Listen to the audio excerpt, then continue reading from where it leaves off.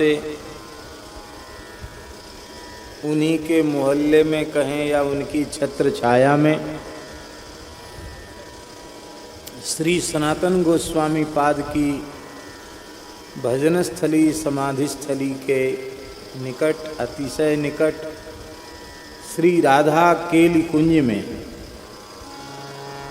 जो परम श्रद्धेय प्रातस्मरणीय ठाकुर श्री घनश्याम दास जी की साधना स्थली, रसोपासना स्थली रही है, जहाँ उन्होंने इस पद्धति से भजन किया कि उनकी भजनता की दिव्यता के दिव्य परमाणु आज भी इस राधा केली कुंज में परिव्याप्त हैं। मेरी प्रार्थना है पूज्य श्री वेणुवृंद कुंज वाले महाराज जी का चरित्र हम नहीं कह रहे हैं, केवल चरित्र की सूची सुना रहे हैं। जैसे भागवत जी में सूची अध्याय है ना, ऐसी सूची सुना रहे हैं। चरित्र वैभव के अनुसार उनका चरित्र सुनाना बहुत कठिन काम है। तो एक हमारी प्रार्थना तो यह है कि चरित्र वैभव जिन लोगों ने नहीं पढ़ा हो वे अवश्य पढ़ें। पूज्य श्री वेणुवृंद कुंज वाले महाराज जी का पावन जीवन चरित्र, और जिन श्रद्धेय श्री ठाकुर जी के 86वें जन्मोत्सव में हम लोग पूज्य महाराज जी के दिव्य चरित्र के माध्यम से मानव जीवन का सर्वोत्कृष्ट फल सत्संग प्राप्त कर रहे हैं, उन श्रद्धेय ठाकुर श्री घनश्याम दास जी के जीवन चरित्र को भी पढ़ें। किस नाम से प्रकाशित है वो?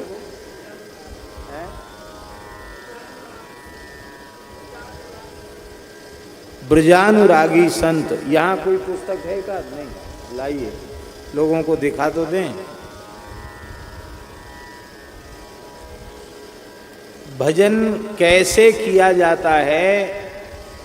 यदि किसी साधक के मन में ये जिज्ञासा हो कि भजन की पद्धति क्या है, तो पूज्य ठाकुर जी के जीवन चरित्र को पढ़ करके समझ में आएगा कि भजन कहते किसको हैं। अद्वेष्टा सर्वभूतानां मैत्रः करुण एव च, ये क्या है? अजात शत्रुता क्या है? ये इनके दिव्य चरित्र को पढ़ करके ज्ञात होगा। ये चरित्र ब्रजानुरागी श्री घनश्याम दास जी ठाकुर जी,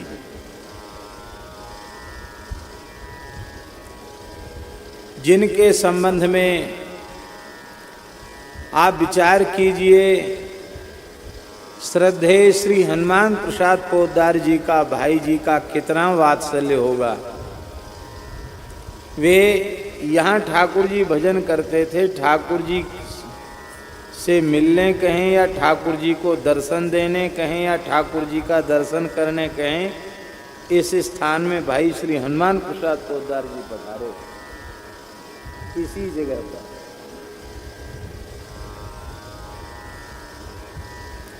श्री राधा बाबा का इतना वात्सल्य पूज्य ठाकुर जी ने प्राप्त किया। बाबा कहते थे कि हम थाल सजाकर अनेक द्वारों पर जाते हैं। तो कौन सा थाल? वो लड्डू कचौड़ी खीर मालपुआ का थाल नहीं, प्रिया प्रियतम की जो रसरूपा प्रेम लक्षणा भक्ति है, उस भक्ति से परिपूरित थाल, अनुभवों का थाल, रसरूपा भक्ति का थाल सजाकर अनेक द्वारों पर जाता हूँ। पर जिस द्वार पर जाता हूँ प्रायः सब द्वार बंद मिलते हैं। केवल एक घनश्याम ठाकुर ऐसे हैं कि इनका द्वार अहरनिश खुला रहता है।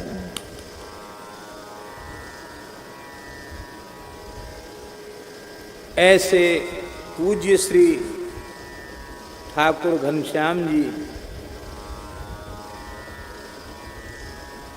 ब्रजवासी विप्र बालक, परम श्रद्धेय स्वामी जी आपके बड़े भैया हैं, स्वामी श्री राम शर्मा जी, और श्री कुंज बिहारी जी के गुरुदेव भी ये हैं, और श्री कुंज बिहारी जी के चाचा जी भी।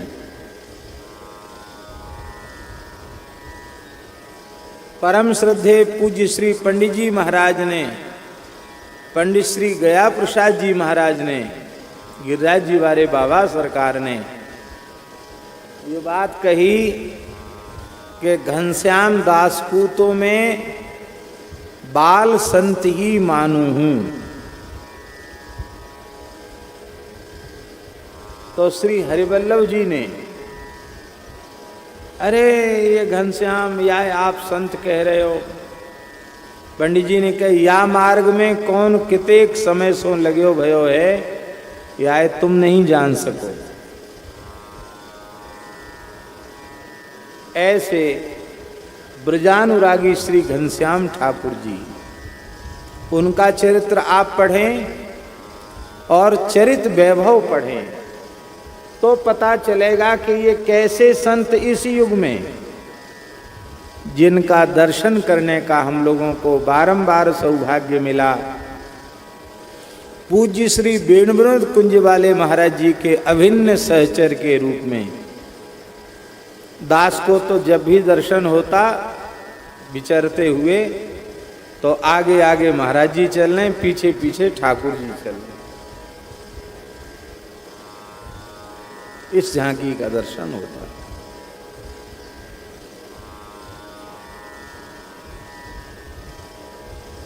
संतों का चरित्र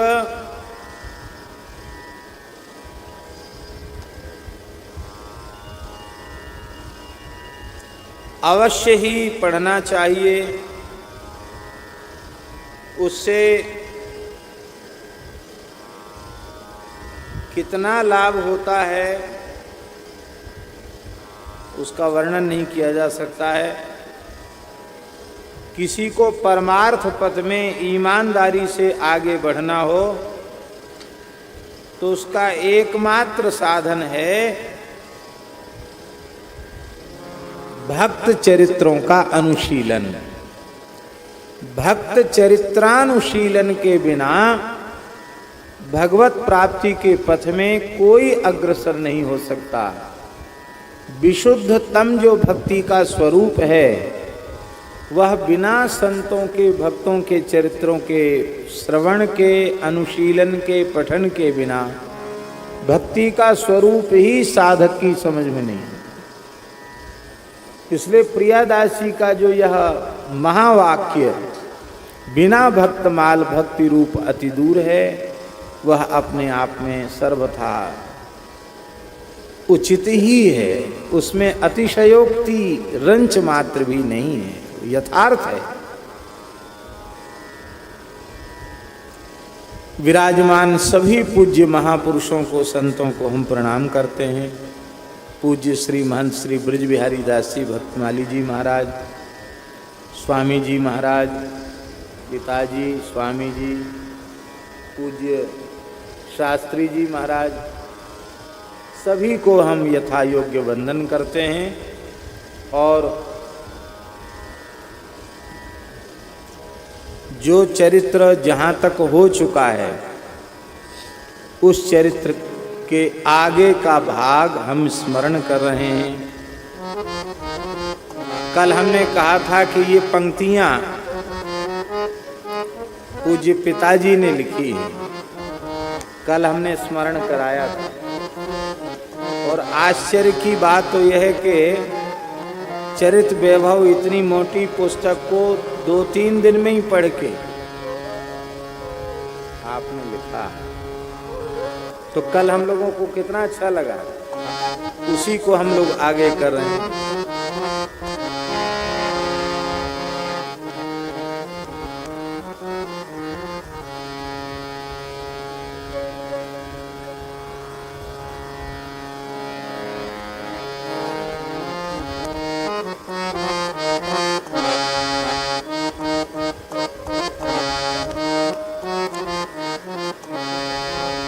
रसिक बर बाल कृष्ण हरि प्यारे, अली भय वृंदा विपिन निकुंज। रसिक बर बाल कृष्ण हरि प्यारे, अली भय वृंदा विपिन निकुंज। वृंदा विपिन निकुंज, अली भय वृंदा विपिन निकुंज। वृंदा विपिन निकुंज, अली भय वृंदा विपिन निकुंज।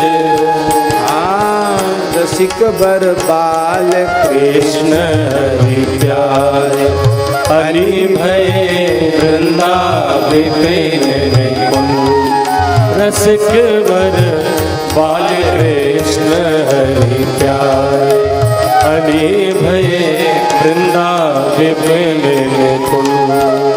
उनके चरण कमल बलि जाऊं, बसत जे वृंदा विपिन निकुंज। उनके चरण कमल बलि जाऊं, बसत जे वृंदा विपिन निकुंज। कल यहाँ तक हो चुका है कि यो जा काशीपुरी निवास, यो जा काशीपुरी निवास। बढ़ी अनुदिन हरि दर्शन प्यास, बढ़े अनुदिन हरि दर्शन प्यास। कुंभ हरिद्वार भयो पुनिवास, कुंभ हरिद्वार भयो पुनिवास। दरस हित बद्री धाम निवास, दरस हित बद्री धाम निवास। रसिया ब्रज रस श्रवण सुनी, गए वृंदावन सुख कुंज। रसिया ब्रज रस श्रवण सुनी, गए वृंदावन सुख कुंज। सुन गए वृंदावन सुख कुंज, सुन गए वृंदावन सुख कुंज। रसिक बर बाल कृष्ण हरि प्यारे, अली भय वृंदा विपिन। रसिक बर बाल कृष्ण हरि प्यारे, अली भय वृंदा विपिन निकुंज। यहाँ तक चरित्र कल हो चुका है कि पूज्य श्री महाराज जी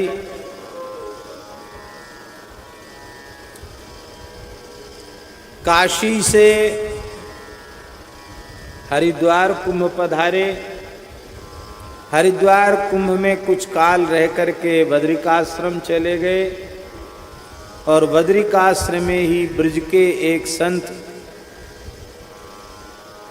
ब्रजवासी संत थे, उनके साथ कुछ ब्रजवासियों की टोली थी। वहाँ ढोल मजीरा बजा के ब्रज की रसिया गा रहे थे। उस रसिया को सुनकर के पूज्य महाराज जी को प्रेमावेश हो गया और फिर बस हो गए बद्रीनाथ का निवास। वहाँ से आप ब्रज में पुनः वृंदावन आ गए। श्री वृंदावन बिहारी लाल की जय। आप वृंदावन आ गए और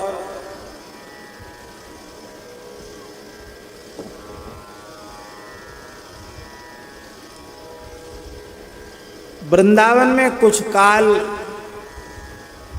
निवास करके आपके मन में पशुपतिनाथ जी के दर्शन की अभिलाषा आए, जागृत पशुपतिनाथ जी का दर्शन करें। फिर वहां से मानसरोवर कैलाश भी आप पधारे। योगक्षेम का निर्वाह स्वयं श्री ठाकुर जी ने किया। जिनकी यह प्रतिज्ञा है गीता जी में, अनन्यास चिंत्यन्तो माम ये जनाः पर्युपासते तेषां नित्याभियुक्तानां योगक्षेमं वहाम्यहम्। वाह्याम्यहम नहीं, वहाम्यहम, स्वयं वहन करते हैं। इसका प्रत्यक्ष अनुभव पूज्य श्री महाराज जी को हुआ और वहाँ उस हिमालय क्षेत्र में आपकी अलौकिक तरीके से प्राण रक्षा भी हुई। अब यहाँ एक प्रश्न है, वो प्रश्न ये है कि जब वृंदावन ही अभीष्ट है और बद्रिकाश्रम से ब्रज रसिया सुनकर वे दौड़े हुए वृंदावन चले आए, तो वृंदावन में कुछ काल रहने के बाद पशुपतिनाथ जाने की इच्छा क्यों हुई? ये प्रश्न है। भाई यहाँ आ ही गए थे तो यहाँ से जाने की इच्छा नहीं होनी चाहिए। यह प्रश्न किसी के मन में आ सकता है। इसका पहला समाधान तो ये है,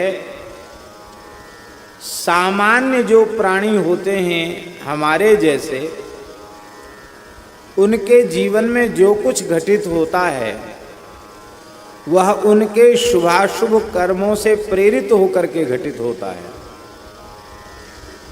जब कोई शुभ कर्म अपने फलदान की परिस्थिति में आता है तो वह शुभ कर्म हमें किसी शुभ की ओर प्रेरित करता है, और जब हमारे अशुभ कर्म प्रबल होते हैं तो हमारे अशुभ कर्म ही जन्मांतरी हमको अशुभ कर्म की ओर प्रेरित करते हैं। सामान्य जीवों के जीवन में ये, इसलिए न चाहते हुए भी कई बार अशुभ भी बन जाता है। शुभ भी होता है, अशुभ भी होता है। पर जो अवतारी पुरुष होते हैं, भगवान के नित्य परिकर से जीव जगत के उद्धार के लिए ही जिनका अवतरण होता है, ऐसे जो महापुरुष होते हैं वो पुण्य पाप से सर्वथा रहित होते हैं, शुभाशुभ के संस्कार से भी शून्य होते हैं। अब न उनके जीवन में शुभ रह गया ना अशुभ रह गया, तो अब क्रिया कैसे होगी? क्योंकि ज्ञानाग्नि दग्ध कर्माण तमाहु पंडितम बुधा, ज्ञानाग्नि में सारे कर्म दग्ध हो गए। अब क्रिया कैसे होगी जीवन में?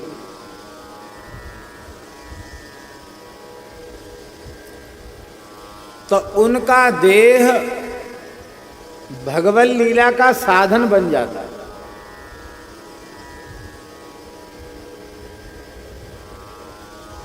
कसी माल मूर्ति मुस्काने,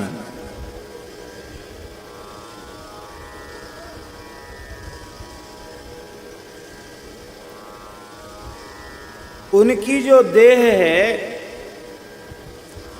वो भगवत लीला का उपकरण बन जाता है, साधन बन जाता है।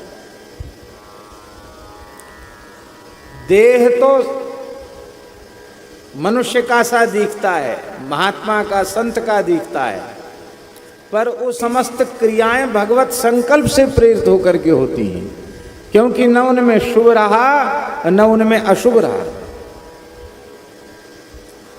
पापी के हृदय में पाप कर्म की प्रेरणा उसका पाप ही करता है।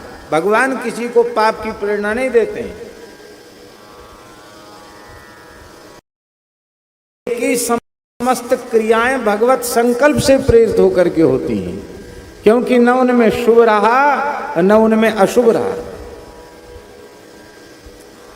पापी के हृदय में पाप कर्म की प्रेरणा उसका पाप ही करता है। भगवान किसी को पाप की समस्त क्रियाएं भगवत संकल्प से प्रेरित होकर के होती हैं, क्योंकि न उनमें शुभ रहा न उनमें अशुभ रहा।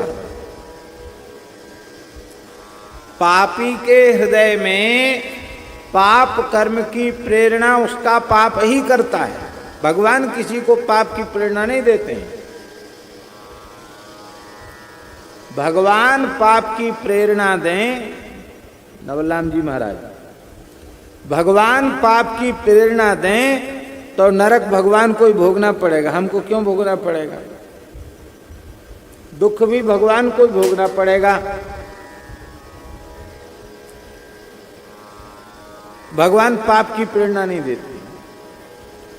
पाप के लिए प्रेरित करते हैं उसके अशुभ कर्म। पाप कर्म ही पाप के लिए प्रेरित करते हैं। ऐसे ही उसके शुभ कर्म, पुण्य कर्म उसको पुण्य की ओर प्रेरित करते हैं। जो शुभाशुभ परित्यागी भक्तिमान में प्रिय न रहा, ऐसे जो महत्पुरुष होते हैं उनकी समस्त क्रियाएं भगवत संकल्प से प्रेरित होकर के होती हैं, क्योंकि न उनमें शुभ रहा न उनमें अशुभ रहा। पापी के हृदय में पाप कर्म की प्रेरणा उसका पाप ही करता है। भगवान किसी को पाप की प्रेरणा नहीं देते हैं। भगवान पाप की प्रेरणा दें, नवलराम जी महाराज, भगवान पाप की प्रेरणा दें तो नरक भगवान को ही भोगना पड़ेगा। हमको क्यों भोगना पड़ेगा? दुख भी भगवान को ही भोगना पड़ेगा। भगवान पाप की प्रेरणा नहीं देते। पाप के लिए प्रेरित करते हैं उसके अशुभ कर्म। पाप कर्म ही पाप के लिए प्रेरित करते हैं। ऐसे ही उसके शुभ कर्म, पुण्य कर्म उसको पुण्य की ओर प्रेरित करते हैं। जो शुभाशुभ परित्यागी भक्तिमान में प्रिय न रहा, ऐसे जो महत्पुरुष होते हैं उनके संबंध में ये कहा गया उर प्रेरक रघुवंश विभूषण। ये उनके लिए है। उर प्रेरक रघुवंश विभूषण। आप लोग कहेंगे चलो भगवान ही उनको वहां ले गए। क्यों ले गए भगवान? सही बात तो ठाकुर जी मिले तो उनसे पूछ लेना कि आप क्यों ले गए महाराज जी को वृंदावन से, फिर पशुपतिनाथ जी क्यों ले गए। सही बात तो ठाकुर जी आपको मिले, हमें आपको मिले तो पूछा जा सकता, किसी को प्रश्न हो तो पूछा जा सकता है आप क्यों ले गए महाराज जी को वहां। और नहीं तो दास के मन में तो ये भाव ये है कि ऐसे जीवन मुक्त संत जो श्री ठाकुर जी की विशुद्ध रसरूपा प्रेम लक्षणा भक्ति के पात्र बन चुके हैं, ऐसे संत की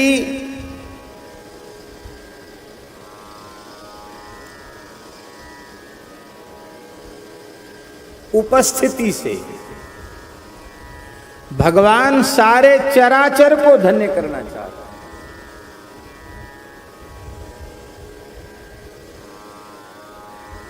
शास्त्री जी विराजे हैं, इतना मधुर भागवत जी के श्लोकों का गायन करते हैं। आपने तो पूरी भागवत जी का गायन किया ना, शास्त्री जी पूरी भागवत जी हो गई। संपूर्ण श्रीमद् भागवत जी का सस्वर आपने गायन किया।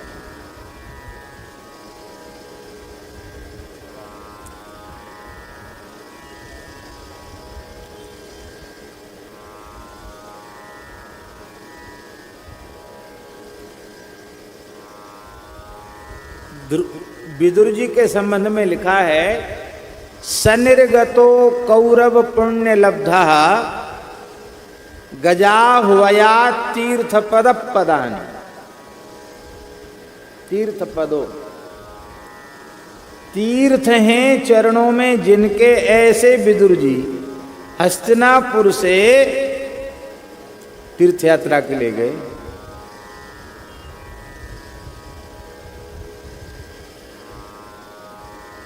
अब आप कहेंगे कि तीर्थ में क्यों गए, जब उनके चरणों में ही तीर्थ हैं तो तीर्थ में गए क्यों? क्या आवश्यकता पड़ी तीर्थ में जाने की? तो उसका उत्तर है तीर्थी कुर्वन्ति तीर्थानि स्वान्तस्थेन गदाभृता। स्वान्तस्थेन गदाभृता तीर्थानि तीर्थी कुर्वन्ति।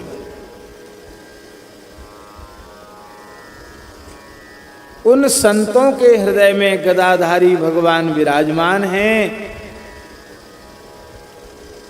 वे अपने चरणों के स्पर्श से तीर्थों को तीर्थ बनाने के लिए जाते हैं। यदि संत तीर्थ में न पधारें तो तीर्थों का तीर्थत्व विलुप्त हो जाएगा, नष्ट हो जाएगा, तीर्थ तीर्थ नहीं रह जाएंगे। तीर्थों में तीर्थत्व की प्रतिष्ठा करने के लिए संत जाते हैं। इसलिए ये मत सोच लेना अपराध हो जाएगा कि महाराज जी की धाम निष्ठा कमजोर थी इसलिए यहां आने के बाद भी वहां चले गए, ऐसा नहीं सोचना, कभी नहीं सोचना। ऐसी ऊटपटांग बातें दिमाग में तभी आती जब हम अपने को कुछ मान लेते कि हमारे भीतर तो बड़ी निष्ठा है, इनके भीतर कुछ नहीं। ऐसा समझो कि हमारे भीतर कुछ नहीं है, तब संतों का चरित्र समझ में आए। और तीसरी बात यह है कि तीर्थ आवाहन करते हैं, ठाकुर जी से प्रार्थना करते हैं कि ऐसे संत हमारे यहां आवें।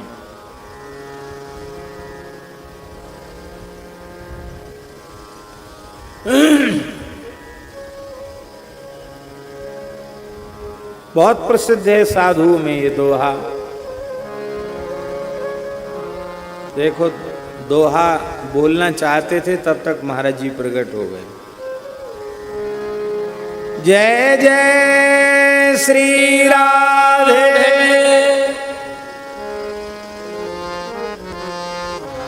बैठे रहो रात तक।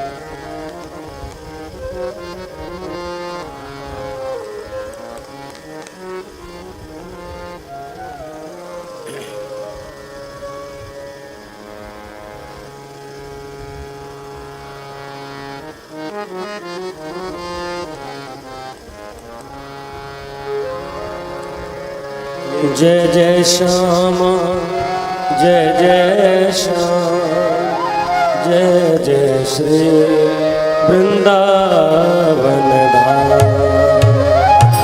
जय जय श्यामा जय जय श्याम, जय जय श्री वृंदावन धाम। पावन राधे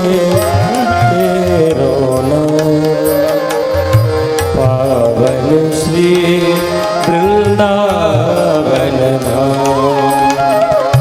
पावन राधे तेरो नाम, पावन श्री वृंदावन धाम। पावन श्री वृंदावन धाम, पावन श्री वृंदावन धाम।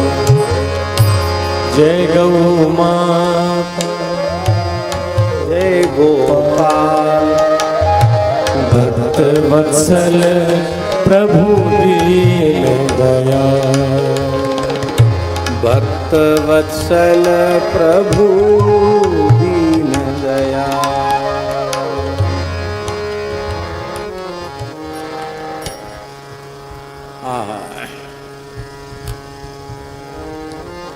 संतों में जो प्रसिद्ध दोहा है महाराज जी वही है। बालापन से हरि भजें,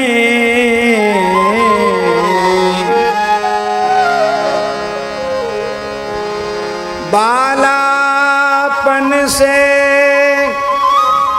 हरि भजें,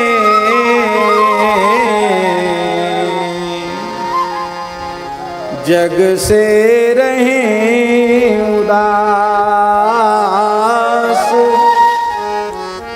तीर्थ आशा करत हैं, कब आवे हरिदास।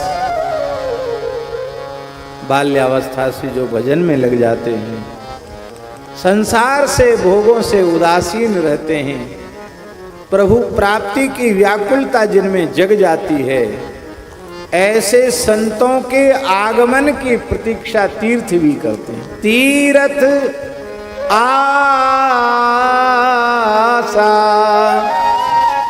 करत हैं, कब आवे हरिदास। वो तीर्थाधिष्ठात्र देवता दर्शन के लिए व्याकुल होते हैं। इसको हम एक घटना से सुना रहे हैं, एक छोटी सी घटना सुना करके तब इस प्रसंग को हम कहेंगे।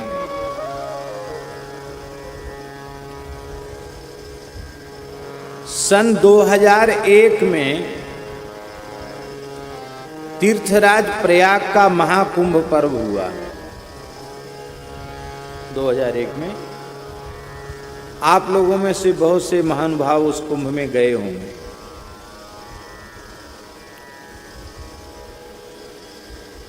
ठाकुर जी का शिविर भी लगा था श्री पहाड़ी बाबा नगर खालसा। पूज्य श्री गुरुदेव भक्तमाली जी भी उसमें विराजे थे और पूज्य श्री रामायणी जी महाराज की कथा भी कुछ दिन उसमें हुई। परम श्रद्धेय पूज्य प्रातः स्मरणीय अनंत श्री संपन्न श्री रामेश्वर दास जी रामायणी जी महाराज निम्बार्क नगर में विराज रहे थे। महाराज जी का दर्शन करने शिविर में आए और महाराज जी से हमने कह दिया तो महाराज जी आप प्रार्थना कर। महाराज जी बोले यदि आपको कोई परेशानी न हो तो यहाँ भी कुछ सुना दिया कर। हाँ हाँ अवश्य सुनाएंगे। बोले इस बहाने आपके पास बैठने का अवसर मिल जाएगा। तो वहाँ भरत चरित्र कुछ समय सुनाया था पूज्य रामायणी जी ने। तो हमारे मन में एक भाव जगा कि पूज्य गुरुदेव श्री पहाड़ी बाबा महाराज भी कृपा करके आ जाएं तो बहुत अच्छा हो जाए। तो हमने बहुत प्रार्थना की और जाते समय भी प्रार्थना की तो उन्होंने मना कर दिया। अरे बोले बहुत कुंभ हो गए हमारे, अब नहीं जाएंगे। अब सर्दी खांसी हमको रहती है, बुढ़ापे का शरीर है, अब नहीं जाएंगे, बहुत कुंभ हो। तो एक महाराज के भगत थे, अभी भी है ही हैं, ग्वालियर के। उनका नाम है गोपाल प्रसाद नीखरा। महाराज जी का बहुत वात्सल्य उन्हें प्राप्त हुआ। तो हमने मन में सोचा कि ये भगत जो है बहुत बचपन से ही सब गोद में खेले हुए हैं, अपने दादा परदादा के संग आते थे। तो जो बहुत बचपन के होते हैं ना उनको मुंह लगे होते हैं। मैंने कहा ये इसका आग्रह महाराज जी मान लेंगे। तो मैंने कहा गोपाल जी एक सेवा आपको दे रहे हैं, आप कैसे भी करके महाराज जी को अनुनय विनय करके प्रयाग कुंभ में ले आओ। उन्होंने नई गाड़ी खरीदी तो बहाना हो गया कि गाड़ी का उद्घाटन। नई बढ़िया कार खरीदी और लेके वो वृंदावन आए। बड़ी प्रार्थना की, 2 दिन तक पड़े रहे और महाराज जी ने बिल्कुल मना कर दिया। और जोर से दूसरे दिन तो डांट कर बोले कि या तो ये तो प्रयाग चला जा या ग्वालियर लौट जा, यहाँ पड़ा है, सब काम छोड़ करके यहाँ पड़ा, भाग यहाँ से। ऐसे बोलते थे महाराज। इतनी जोर से डांट दिया कि अब तो उसको जाना ही था। तो फिर हमको उन्होंने फ़ोन किया कुंभ में कि महाराज जी से सब प्रकार से हमने प्रार्थना कर ली, वो तो गाड़ी नई गाड़ी तक नहीं देख रहे हैं। कहना हमको देखने ही नहीं, पेड़ के नीचे बैठे, नीम के नीचे, वो जाएंगे नहीं। अब तो हम हार गए, महाराज जी ने मना कर दिया। तो मैंने कहा कोई बात नहीं, अब महाराज जी का आशीर्वाद तो है ही है, आप आ जाओ।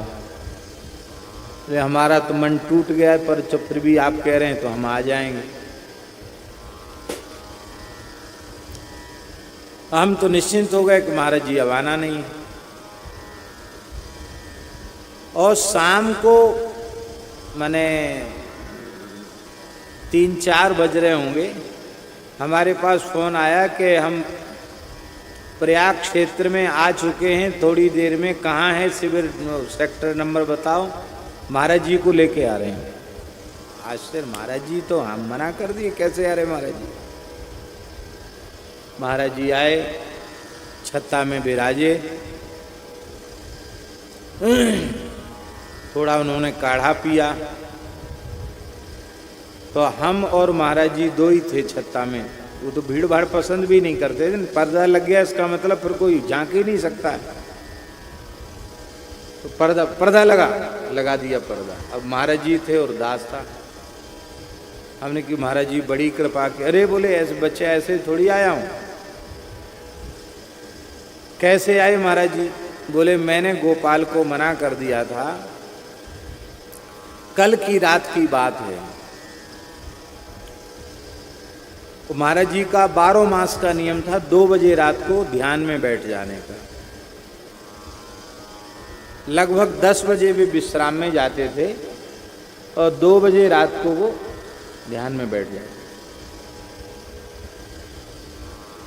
2 बजे भजन की आसन में बैठ जाए रात को। 12 मास का नियम था महाराज जी।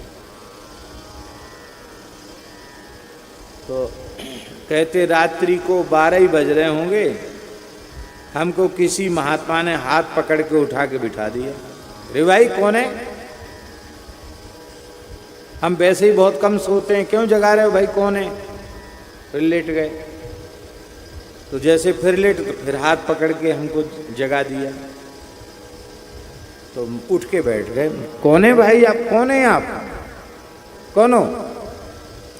तो बोले सामने प्रकाश हो गया और उन्होंने कहा आप नाराज न हो, रुष्ट न हो, मैं तीर्थराज प्रयाग से आया हूं। कौन है आप?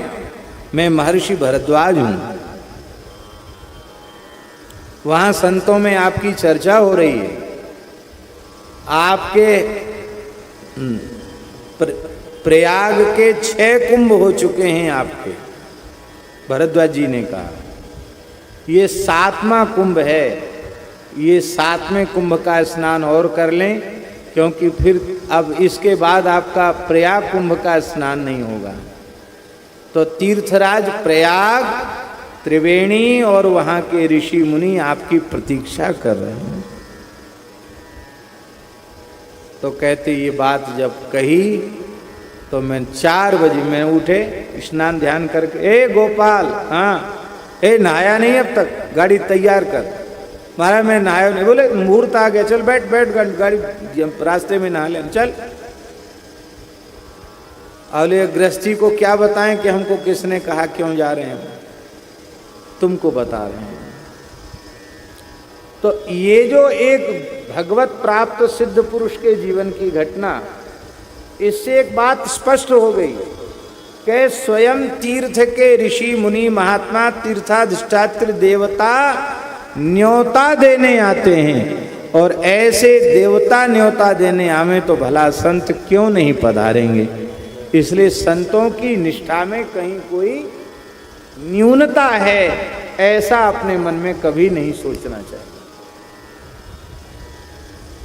तो महाराज जी के मन में पशुपतिनाथ जी के दर्शन की प्यास जगी, और पशुपतिनाथ जी के मन में महाराज जी जैसे प्रेमी अनुरागी संत के प्रत्यक्ष दर्शन की प्यास जगी होगी जरूर। इसलिए इस पंक्ति का दोनों तरफ इसका भाव लग सकता है।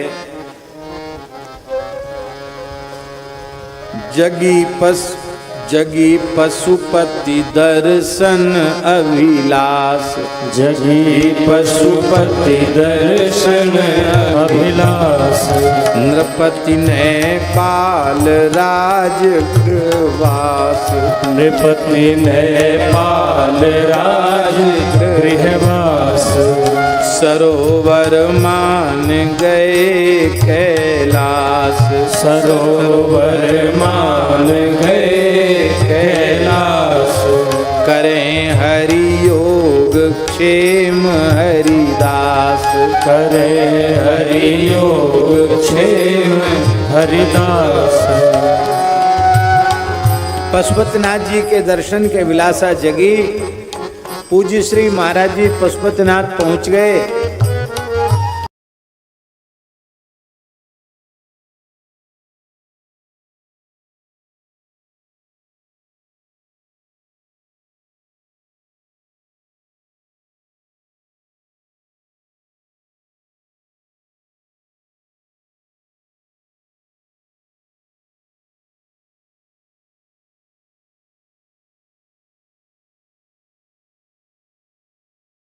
अब वहां कोई परिचय नहीं है, पर जिनके दर्शन की प्यास जगी है उनसे तो परिचय है कि नहीं?